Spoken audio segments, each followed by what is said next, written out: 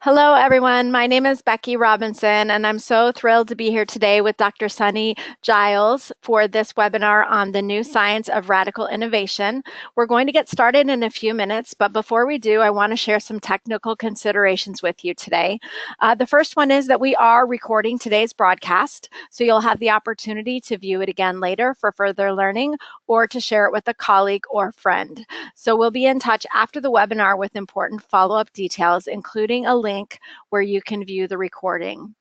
Also, we do have a few slides today, which we will make available in our follow-up email as a PDF for your continued learning. We also want to invite you today to live tweet if you would like during today's event. And today we are going to use the hashtag radical innovation. So if you'd like to follow along with others who are learning with you today, we would invite you to do that using the hashtag radical innovation. We will also be open for Q&A at the end of today's broadcast. We have some prepared topics of conversation for the beginning of the broadcast, and we would invite you to find the question panel now and let us know where you're calling in from as you get to learn the functionality of GoToWebinar. I see already we have a caller from Costa Rica, Utah, Seattle, Grand Rapids, Michigan, San Diego, Milwaukee. If you are viewing today from your organization, potentially with a group of other learners, we would love to give a shout out to your organization. So please feel free to put the name of your organization in the question panel. Looks like we have some folks from the Bank of Utah. We have a caller from the UK, Washington State, California, Tennessee. Looks like we also have a group at the Panasonic Foundation. Welcome to all of you. Let's see, here are some companies that I don't exactly know. LBMC, Brady Ware and Company. We have a group from FedEx. So thank you to all of you who are investing your time to learn with us today.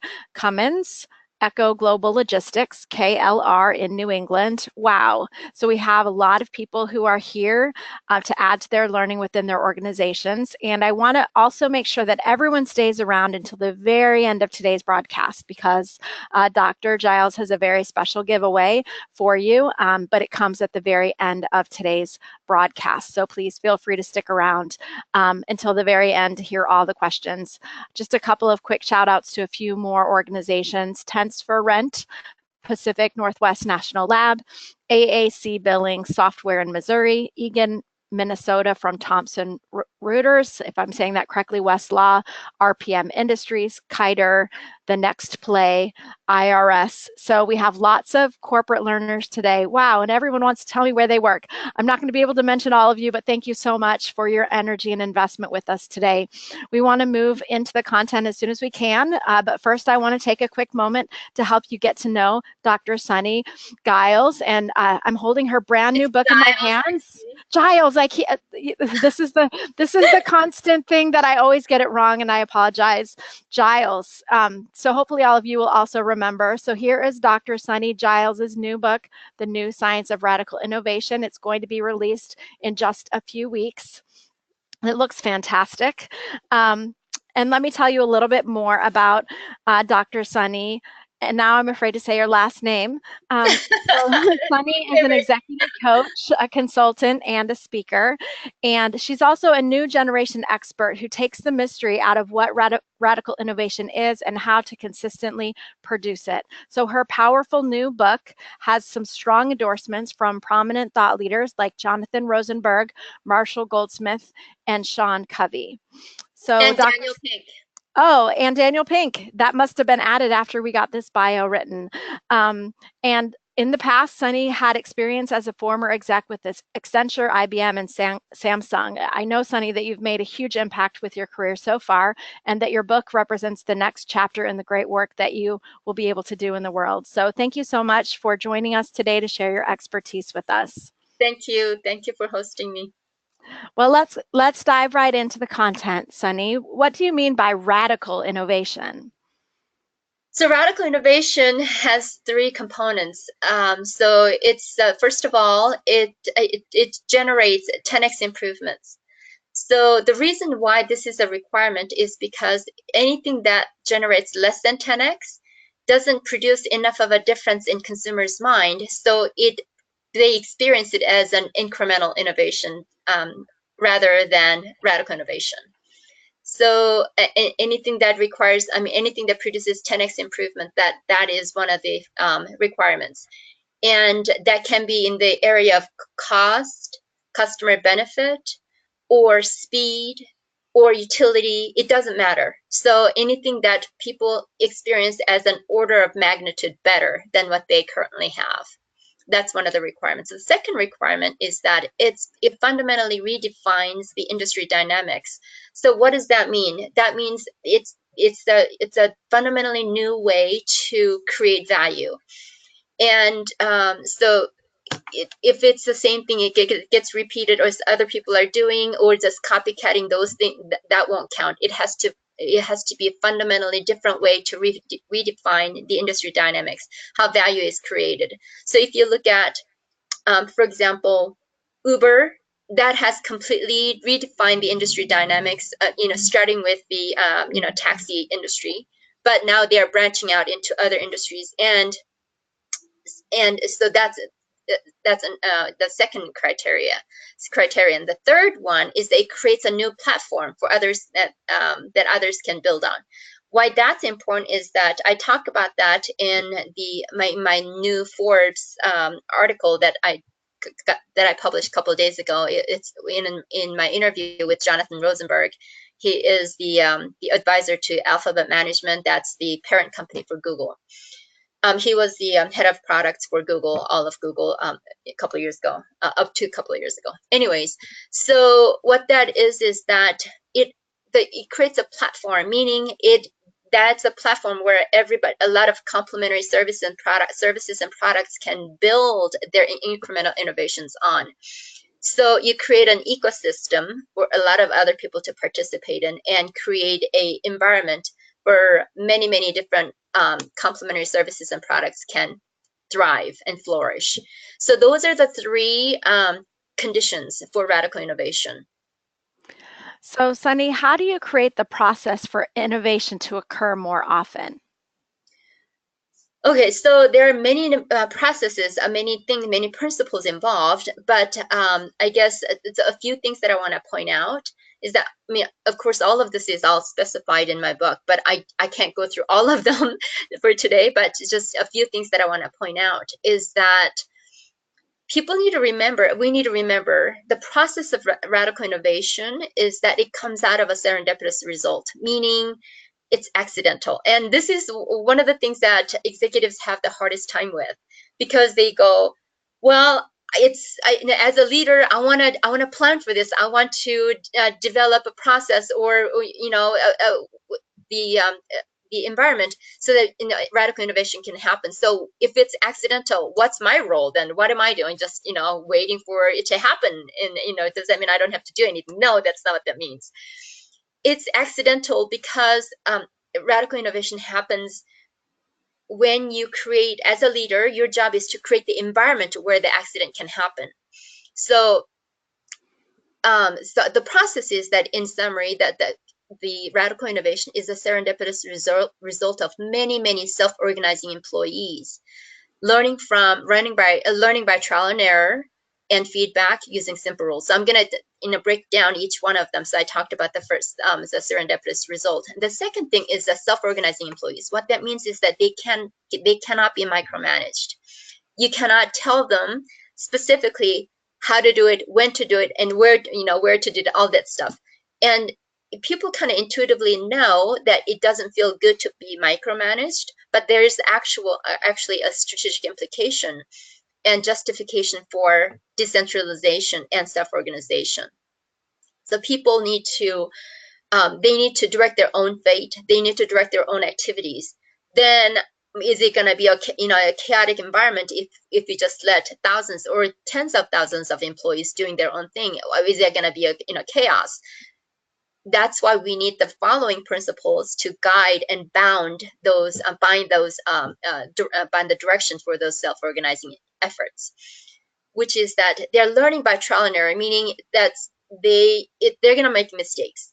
It's just inevitable. And so when success comes from learning, and learning requires failures, which means success comes from failures. That is a very counterintuitive concept. And because in today in the corporate America, we have this mentality that failure is not an option, and that we have to deliver perfection. And that worked in the previous era, the industrial revolution era, where the goal of the management, primary goal of management, was standardization and removing variances, like three initiatives like Six Sigma and things like that. That's 99.9999% of the variances removed. That was successful in the industrial era, where the environment is predictable, and then you can optimize, and you can standardize the production environment to produce what you need to manufacture. But even in financial services, Six Sigma was very successful. But the environment is changing. I'm going to talk a little bit about that later. But environment is changing so much, then the primary leadership competencies, as well as the culture of the companies, organizations, have to change as well. So not only being okay with errors, the failures, but actually creating an environment where people can fail fast and safely.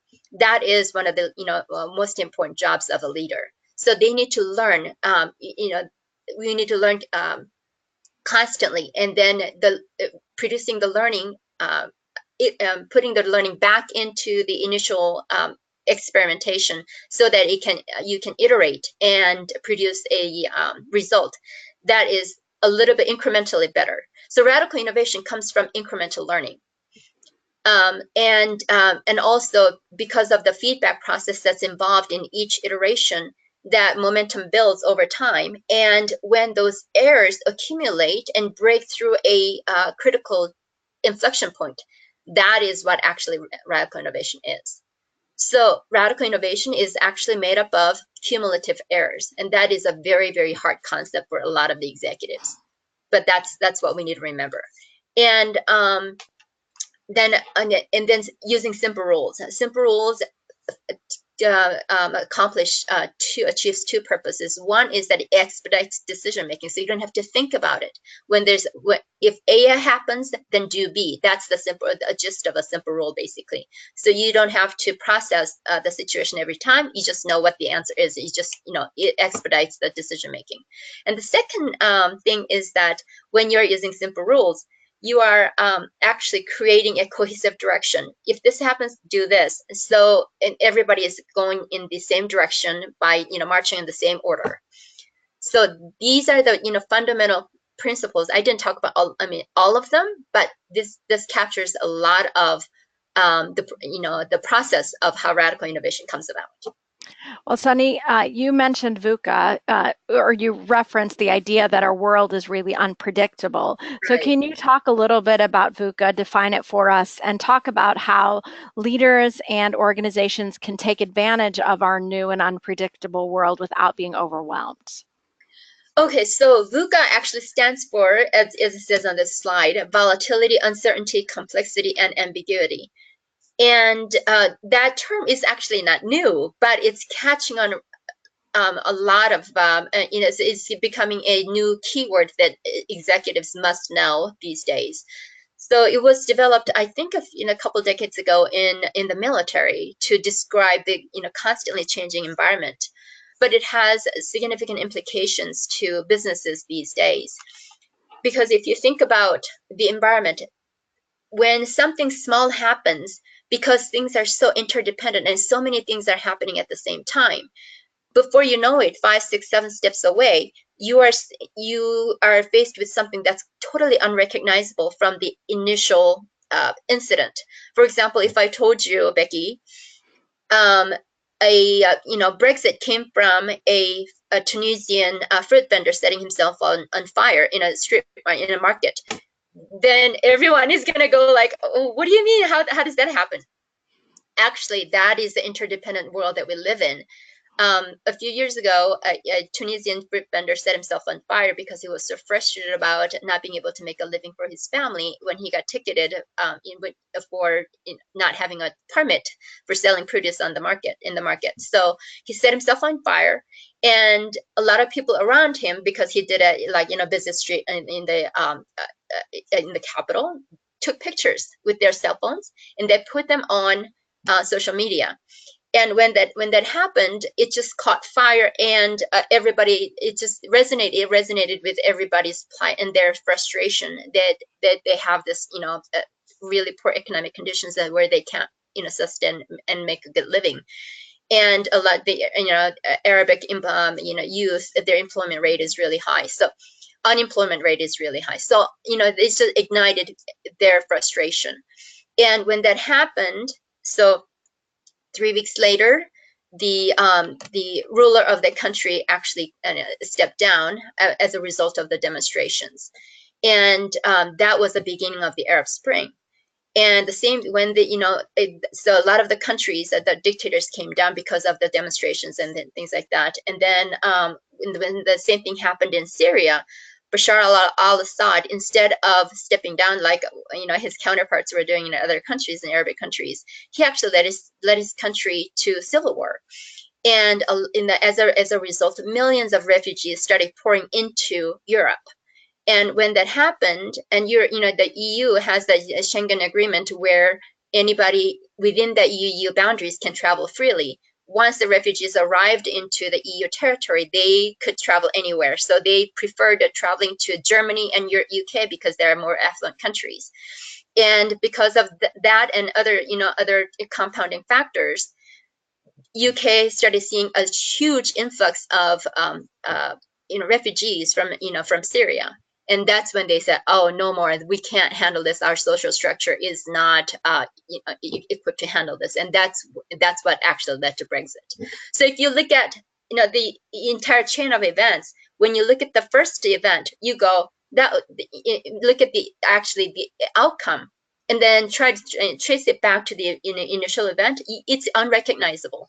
That's the nature of VUCA. That's the kind of business environment that a lot of the business leaders are called to make decisions in. And as a leader, we get paid to make decisions. And when you try to make decisions in this unpredictable environment, people get frustrated. And I don't know if I'm making the right decision. What might seem right now, is that going to actually be right 5, 6, 7 steps away from now? And that's why we need to develop these competencies to be successful in VUCA. And so traditional command and control leadership style doesn't work anymore, because that worked in the industrial era where things are predictable and the environment is stable. And that is nothing like what we operate in these days. So we need to actually harness VUCA. That makes sense. So then, how do you harness VUCA? I guess that's the next question, right? How do you harness VUCA? Actually, if you look at, so the VUCA is a negative aspect of what I call complexity. And complexity doesn't mean it's a bad thing. It can be positive or negative. And in this context, what we talked about so far is that the VUCA is an example of a negative complexity, because it happens outside of the leader's control, outside the organization, and it can paralyze people, and because they can't see what's happening. But on the other side, the positive complexity is like launching a internet sensation, blockbuster product, or a radical innovation. That's a positive aspect of complexity. The key is, this is the most important lesson. If you have tuned me out so far, this is the most important lesson that you need to remember, is that the dynamics that govern both negative and positive complexity are exactly the same. Okay, so there are 4 factors that make VUCA difficult and paralyzing for leaders. One is that, first of all, it's increasing speed. Things are happening too fast, and the increasing level of interdependence. meaning they're all connected, they are all interdependent, and then when they work with each other, the interactions, the resulting interaction of those, many interdependent variables, is that there are a lot of different, like astronomical, exponential permutations and combinations of things that can happen as a result of the interdependence. So speed, interdependence, and the number of variables that come into the decision-making space that people have to remember. That too many things are happening, every day. New technology, new political instability, everything. New things are happening all the time. Too many things are happening. And then the fourth thing is that increasing density of interactions. The population is growing exponentially in some parts of the world, and also the cities are growing. And when you are in an environment like that, that is the dynamics behind VUCA. Those things make it really, really difficult for people to take action right now.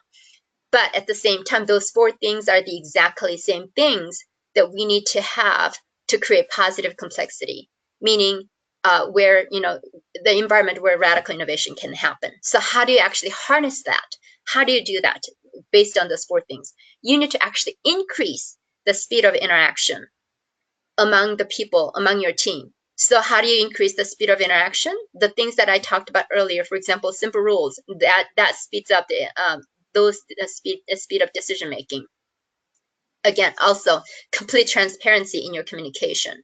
So when you think about, Google or other, large tech companies having weekly hands-on, all hands meeting, that is, in some companies, the traditional companies, that's crazy. People are all over the world, and how do you dial in all the logistics involved? And that's just, and besides, it's a time, everybody's time. Are you kidding me? Like an hour every week doing that? But actually, that's by doing that, you are getting the information directly from the senior management, and there's no distortion, no political jockeying of refiltering of the information. It comes straight from the horse's mouth. So that is, so increasing speed through transparency, as well as a lot of the things that I talked about so far. So increase speed, increase interdependence. How do you increase interdependence? You make a more cohesive team. And that's one of the most important things that we need to do as a leader. I'll talk about that a little later. But increasing interdependence among your team, as well as with other constituencies in the same ecosystem that you share. And so that's important. And then how do you then increase the number of variables that come into the decision-making space? You increase the diversity of thoughts that come that you need to consider in decision making. So what that means is that you listen to everybody and give credence to everybody's thoughts and opinions, and you maximize the types and the heuristics that people bring to the table. And so from that context, diversity is not a compliance issue, it's a strategic issue. You have to create a diverse pool of thoughts so that you can increase the diversity, the number of variables to harness complexity. So tapping into everyone's thoughts and making sure that everybody, even the shyest one in the room, has a voice that can be heard.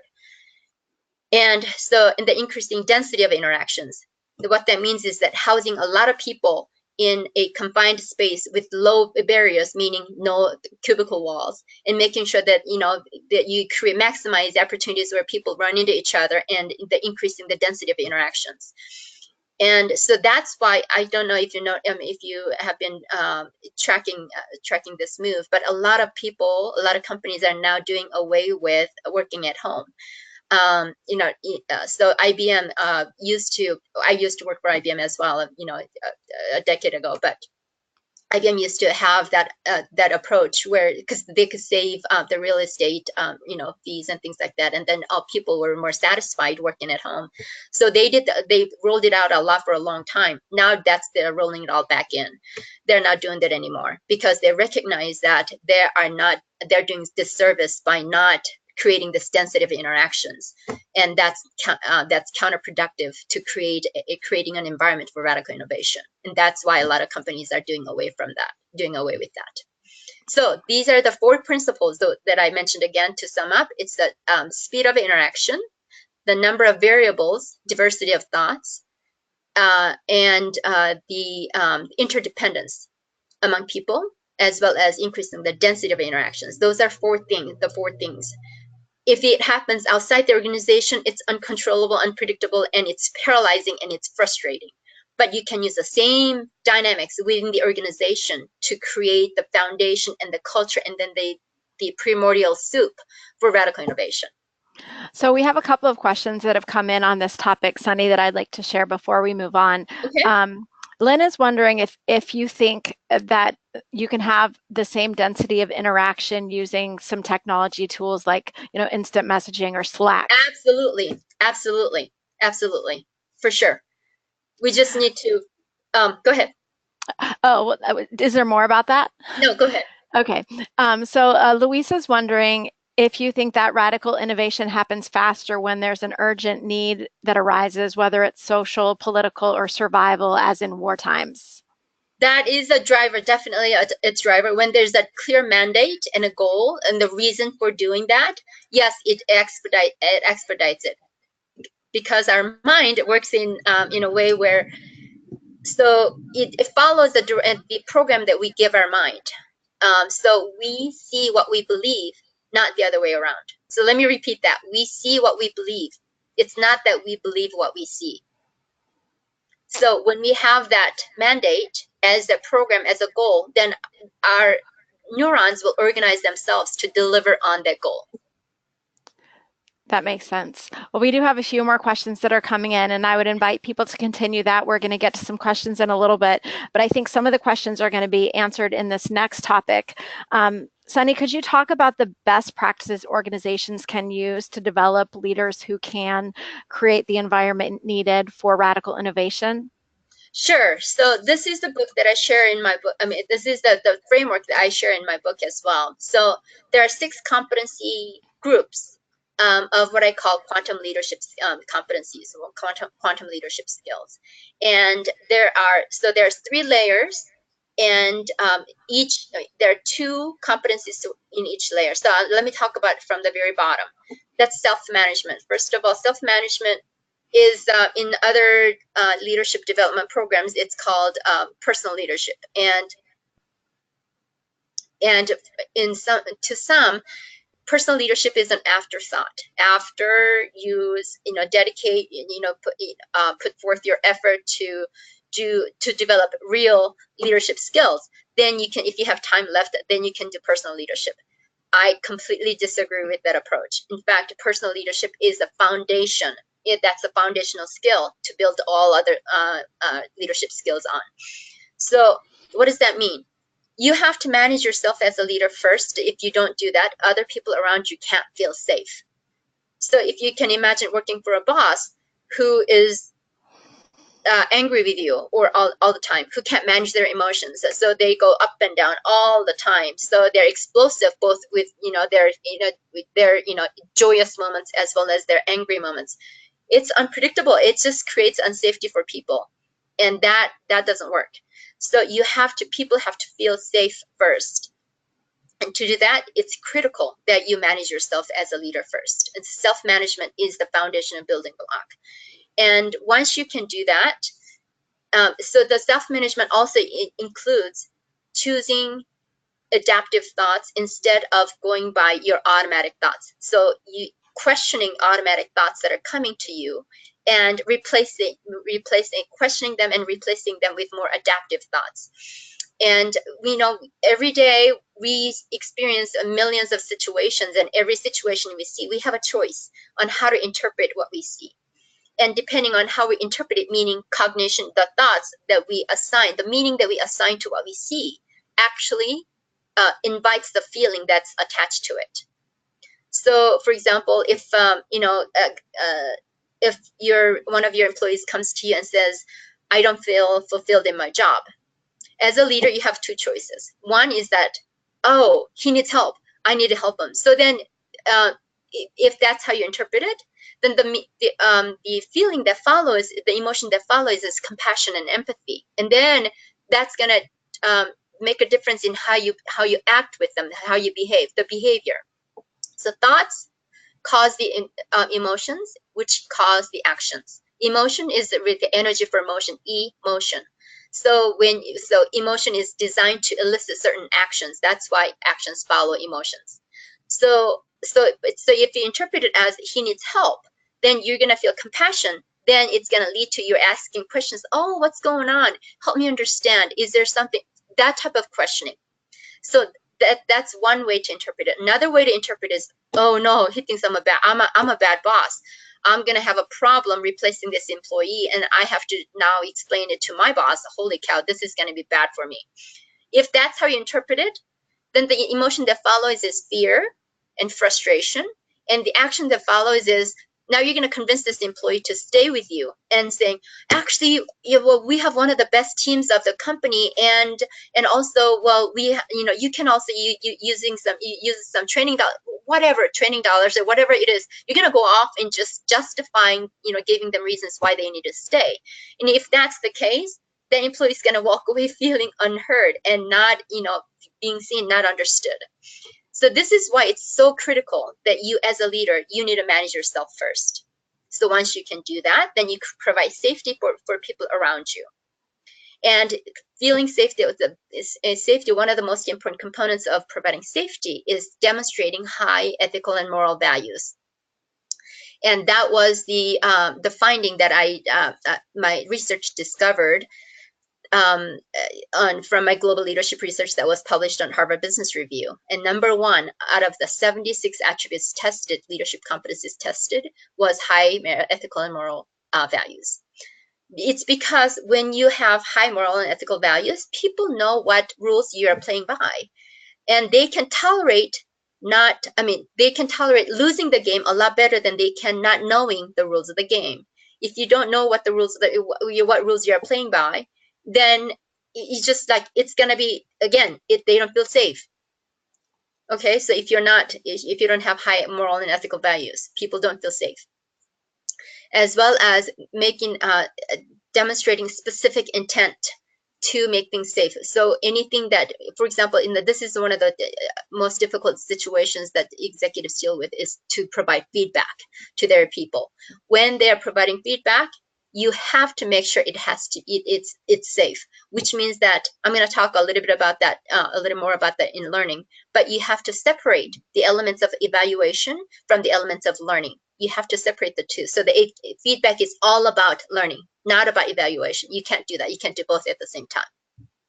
Okay, so anyways, so providing safety, there are a lot of, and then managing your emotions. So providing safety, that's the very bottom part.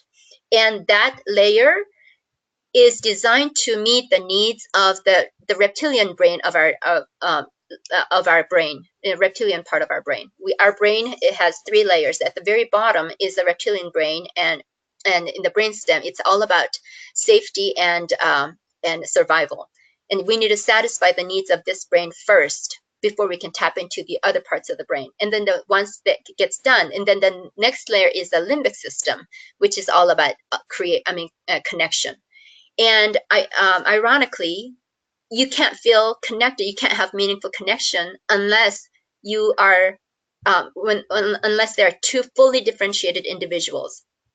So facilitating differentiation, that's the next layer of competency, leadership competency you need to develop. So how do you facilitate differentiation in your team?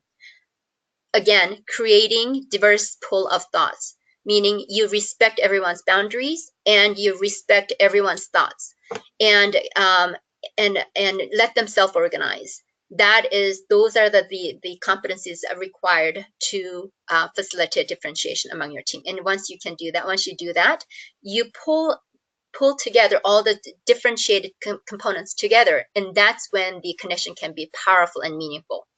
So an analogy there is that when I'm part of my church choir, so I go to practices and things like that. But so when we first learn the song, everybody sings the melody.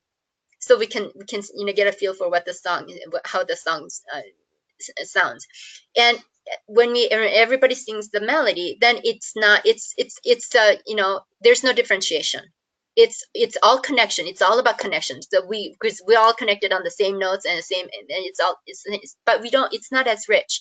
But when we read, when we practice our parts, and when we combine all four parts together, soprano, alto, bass, and tenor together, the resulting music is so rich and complex, and it's a rich tapestry of just beautiful music. That's the same thing. You need to create differentiation first, diversity first, and then you put it together. Then the connection becomes a lot more powerful. And that is, you need to have a connection among your team also, so that which makes it a lot more resilient. When you have solid connection and attachment, it increases people's resilience. And then why is that so important? It's because it leads to the next thing, which is that facilitating learning. Can I ask a question quickly, yeah. Sunnie? So first of all, I think the analogy of the choir is brilliant. Yeah. So when you talk about differentiation, are you talking about different roles and people's different ways of contributing, or more about people just having different opinions and perspectives? Both. So clarifying roles and responsibilities, and having everybody excel at what they're doing is important, as well as tapping into everyone's different thoughts and heuristics. The heuristics is the simple rules that people use every day to make decisions. So we carry those implicitly. It's part of our implicit, program in our brain. So tapping into all of those, that's an important aspect of it. Thank you. Yeah, sure. And facilitating learning, and is that when the resilience, part of the reason why resilience is so important, I talked about this previously, is that when you use a trial and error, you are going to fail. When you fail, when you have this connection with your team, your boss got your back and is going to protect you. That's what makes it possible for you to go out there and explore and try crazy things. And radical innovation happens as a result of, by accident, as a result of you trying crazy things. So that's why, as you can see, why I guess the lower level competencies are required to facilitate, actually maximize and optimize the learning capability. Learning is part of the cortex brain. That's the outermost layer of our brain, and that's the best part of our brain. This is all about learning and reasoning and logic, and this is what companies tap into the most to produce radical innovation. But you can't get there until you satisfy the needs of the lower level brains. So these are the competency groups. Yeah, that's really, really helpful. And I know that you have different chapters in the book that address each of those areas. Exactly. So if people want to learn more. Well, we do have a number of questions that have come in as you've been speaking, and I think we're going to take time now to answer some of those questions. Sure. So Colleen is wondering, Sunnie, how you get old school command and control leaders to change when their success has been built on that very management style, the command and control style. That's a very good question. And I get the question all the time, especially in traditional companies when I go talk to traditional companies. So it's the first thing I do, and most effective thing, is to show the environment, what's happening in the environment. So I'm sure there were leadership development programs at Circuit City or Blockbusters. Those companies didn't survive. It's not because their leadership development program was not effective. Well, it was not effective because it wasn't tied to what was happening in the environment. The goal of leadership development, it has to be about innovation. It has to be about are we changing faster than the environment? That has to be the question that's in everybody's mind. Are we changing faster than the environment? That's how you're going to get ahead. That's how you're going to be able to produce radical innovation. So to answer the question, we need to show them the environment. Okay. And Colleen, if you have any follow-up questions, feel free to type those in and I'll share them with Sunny. Daryl is wondering, Sunny, how you recruit and hire for radical innovation. So what type of characteristics would you look for both in the leaders that you're trying to hire and then those individual contributors or followers? Great question, because it all starts with the people. Any organizational change gets executed at the individual level. It doesn't happen by program. Programs don't change, produce change. Organizational change initiatives don't produce change. It's the people. So that's a really good question. So I actually have their assessment tool that measures people's capacity for delivering radical innovation. And so you can use my assessment tool to do that. And if you don't have access to it, there's certain things, signature things that you can look for. For example, their capacity for change, and their resilience. So when you ran into certain difficulties in life, how did you resolve that? If this happens, then what would you do?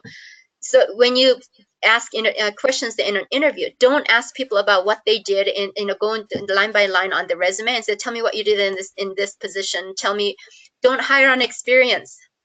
I know it's very counterintuitive. You need to have basic building blocks for experience, but you need to hire for their capacity to change and be resilient and be on their toes. I mean, and be fast. And that's what we need to hire for. That's really helpful. I wrote that down, really looking when you're hiring for that openness to change and capacity to change. That's really helpful. Can you talk to us a little bit, Sunny, about how you balance self-organizing teams to make sure that long-term focus stays intact? Because you spoke about how, it might seem like chaos, but the best approach for igniting radical innovation is to let people self-organize. Right. So how can a leader bring more focus to make sure So that here's the long-term simple goals are rule. met? But that's a great question. So here's the simple rule on how much to let them self-organize. Let them self-organize until to the point you start feeling slightly uncomfortable. Am I giving them too much power? Am I giving them too much information? First of all, there's no such thing as too much information. You have to be as transparent as possible. And lack of transparency is where all the political jockeying and the very unproductive waste of time and energy comes in. So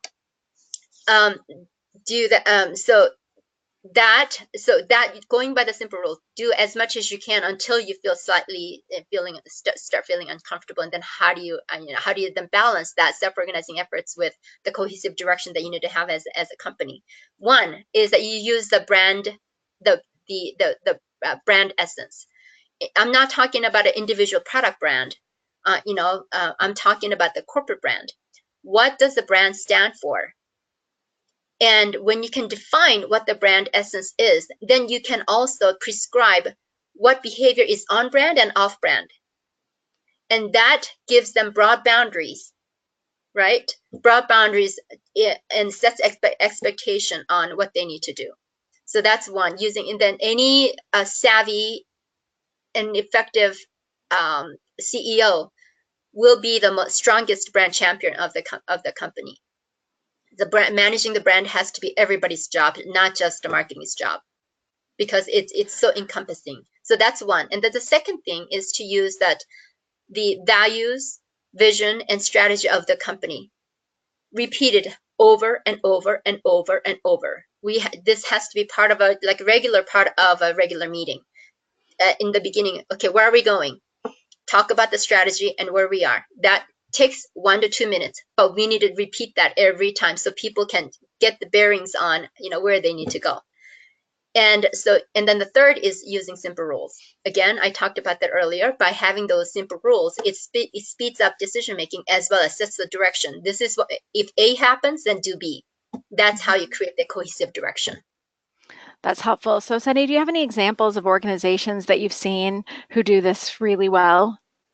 Well, a lot of the Silicon Valley companies that are really good at that. And I talk about this in my TEDx talk on radical innovation. And so Google has several simple rules on this, right? So, don't create a new layer, a management layer, unless you have 7 or more employees. And, Netflix has a simple rule, do what's best for Netflix. To manage cost expense reimbursement and vacation days. They don't have a prescribed vacation days or expense policy, expense reimbursement policy. They don't have that. It's just that do what's best for Netflix. The traditional companies go and their auditing department is going to go like, what? That's not enough. But that's how so there's a higher level of higher law, when you try to execute the principles of radical innovation. And that's why I talked about this, the importance of building an ecosystem, right? And that is the old way of, thinking about, the I guess, the zero-sum game, where what I give up is what your gain, what you give up is my gain. You can't think that way anymore. Building an ecosystem, it has to be about everybody that participates. It has to be for the benefit of everybody that participates in the ecosystem. So you are actually being called upon to live a higher law when you practice these principles of radical innovation. So we have a follow-up question on this topic about self-organizing teams. It comes from, I think, I'm not sure quite how to say your name, so I'm not going to say it. How can leaders and managers accept the self-organizing teams without giving up the control that they should have on what their team should do or deliver? Right. That is actually, I'm so glad that you brought it up. That's one of the most difficult things that leaders run into, actually. It's because it goes against the visceral reaction. And so some things that you need to remember is that you can actually increase your influence and power by letting them have it, because when they do it, when they execute on those things, then you are the one that's actually helping them get there. And again, it's a higher law, trust. You need to build a trust so that you can provide opportunities for self-organization. And also it goes back to the importance of self-management. When you think about delegating or giving the authority, power and authority to the people that you manage, that you lead, then think about, okay, what is this about me, or is this about this person? It can't be about you. So it has to be about, you need to think about, okay, what is the impact? How can I help them develop their maximum potential? So this is a radical concept, right? One of the things that I emphasize is that you need to love the people that you manage. It's a very different concept than other people, what other people are used to in corporate America. What do you mean love at work? I'm not talking about romantic love. I'm talking about you love this person enough, the people enough, so that your most important goal is to help them develop their maximum potential. And that has to trump your need for control, need for protection, need for authority, power, as well as political jockeying, as well as watching your back, covering your butt, whatever it is, right? All those things. It has to trump that. And again, you're being called upon to live a higher law. You need to love the people that work for you. Thanks so much for that. So I think we have time potentially for 1 or 2 more questions, and I have one from Rick, and he's wondering how you can convert current staffing to get on board with radical innovation, particularly if you've been in an organization that's been doing the same things in the same way for 20 or 30 years. I know. And that's why it's important to show them the environment, what's happening in the environment, why you need to change. The environment has actually crossed over the point of inflection. In the past, up until before the digital revolution happened, we were living in what they call a complicated economy, complicated system. Complicated meaning there are a lot of many parts involved, but the outcome is predictable. Like, for example, a clock is complicated. It has a lot of different parts, but you can predict what it's gonna do. When something breaks, and then you just replace that part, and then it works again. That's an example of complicated economy. But again, because of the four forces of complexity I mentioned earlier, the speed, interdependence, the variety of input, as well as the increasing density, those things now pushed the complicated economy over to the other side of the inflection point. Now we're in a complex economy. What does complex economy mean? You can't predict what's going to happen. What it is right now, approximate what's going to happen based on the variables that you have and interactions those variables. You can't predict what's going to happen in the future. So that means you have to change the entire management framework completely. What worked so far is not going to work for you anymore. Sure, So that's helpful. Yeah, that's an educational burden that you have to bear as a quantum leader. But here's what I would recommend. Start with your own team first. Use these principles, and it's basically you're putting them on the control group. So you're experimenting with your own group. And when you do that and you start showing results, and the people are going to wonder, oh, wow, what are you doing with your team? This is amazing. And they're going to want to know more about it. And that's how you're going to become a very impactful change agent in your organization. So what I hear you saying, Sunnie, as it relates to this advice for Rick, is to start with his own team. And then if you look at the pyramid, at the very bottom is that the self-leadership. So how can you motivate the people on your team to begin to manage and lead themselves? Well, again, we need to show them the logical reason why you need to do that. If you do this, then you will be able to provide safety for your team, which will lead to creating more of a positive connection, and that will lead to learning, which will lead to radical innovation. This is a kind of a more long-term approach. It's not going to be done overnight. And people who practice these principles will see the results coming together. That's really helpful. So taking a long-term view and a linear approach where you start at the bottom and implement the ideas until you get to that point of having an organization where radical innovation can thrive. Right, exactly. It's a creating the environment, creating the culture. And you can do a lot of things at the same time. For example, just because you're not, then can I not go to the next level if I don't have my self-management at the perfect score? No, that's not the case. It's just that you can do a lot of those things simultaneously, but your focus has to be, okay, today I'm going to focus on providing safety for my team. And when that becomes a habit and you don't need to think about it, then, okay, today I'm going to make a conscious effort to create a meaningful connection for my team. And then you think about it, and then you take certain actions to make that happen. And when that becomes a habit, then you're already creating an environment where radical innovation can thrive. And I know you have a few parting thoughts for us before we go to some special offers that we hope everyone will stick around for.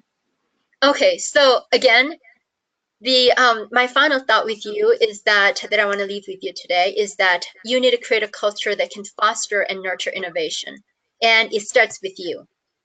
So when you when you manage yourself effectively, then you can create safety for your team, and explore and then maximize the differentiation and diversity of thoughts, and let them self-organize, which will lead to a meaningful connection for the team. And from that connection and safe connection, people can explore and then not be afraid of failing. And that's how innovation is going to happen. So go be the change that you want to see in the world. Thank you so much for that. I'm going to put in the chat window a link to a Google form, and we have 20 copies of Sunnie's new book, and we're going to randomly select from the people who enter their email address and mailing address in the form. We are only able to ship the book in the US, so if you're international, feel free to still use the form. We'd love to have your contact information, and Sunnie would love to stay in touch with you, but we won't be able to ship a physical copy of the book. So we'd like you to all click the link in the chat window right now to go to the Google form for a chance to win one of 20 copies of Dr. Sunnie's new book.